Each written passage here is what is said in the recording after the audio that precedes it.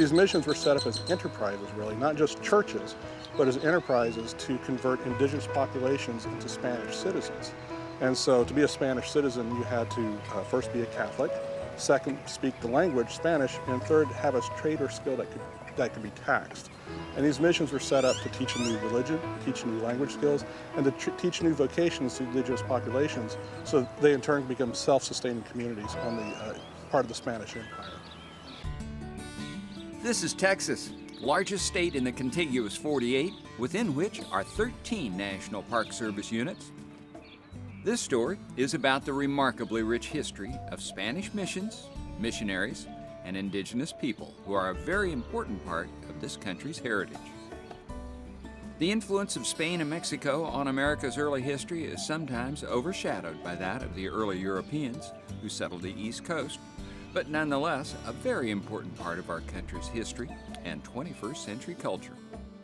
Spain's specially trained Franciscan missionary monks began their nation expansion efforts in East Texas in the mid-1600s with a series of independent but related missions on both sides of the Rio Grande River.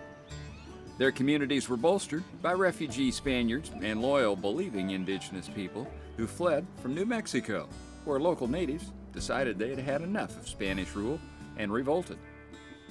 Spain's blueprint for their missions: convert religiously, teach the Spanish language, teach skills, farming and crafts that could be taxed, create a community, then secularize it so the friars could move on to their next empire-building mission, and the Spanish king would have yet another source of revenue from New Spain, as this region was called. Isleta Mission is the oldest continuously operated parish in Texas, and where the missions of Texas and the Mission Trail begins. Eventually, the Order of Friars Minor, or the Franciscans, would establish 35 missions in Texas. In San Antonio, the national...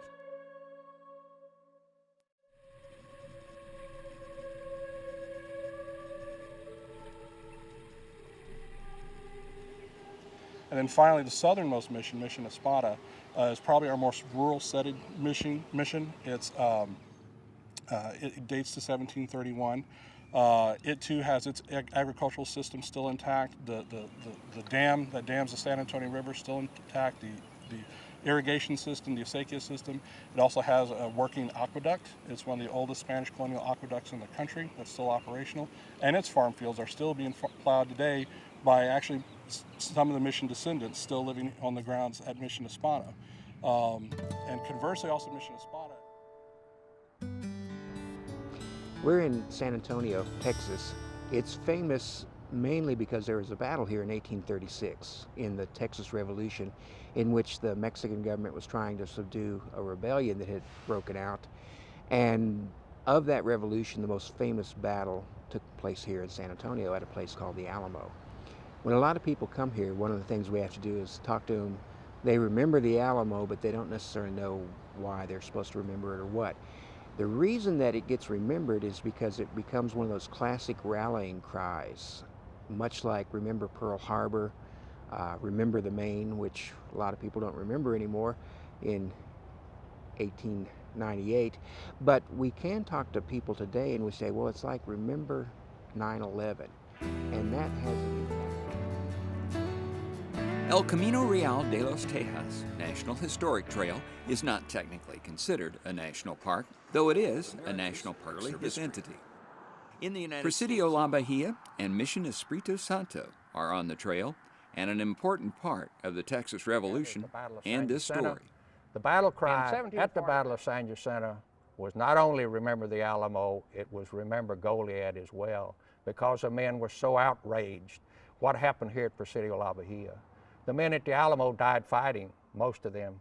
The men who died here, 342 of them, were captured, held prisoner, thinking they were going to be released, and marched out and brutally murdered in the Goliad massacre. Preservation and restoration of these magnificent icons of America's early history is a full-time endeavor, requiring the expertise of a host of artisans and craftsmen. We've been working here on the restoration of the carved stonework for the last four winters. These carvings are, without exaggeration, the finest colonial carvings that includes English, French, Dutch, and Spanish in the United States.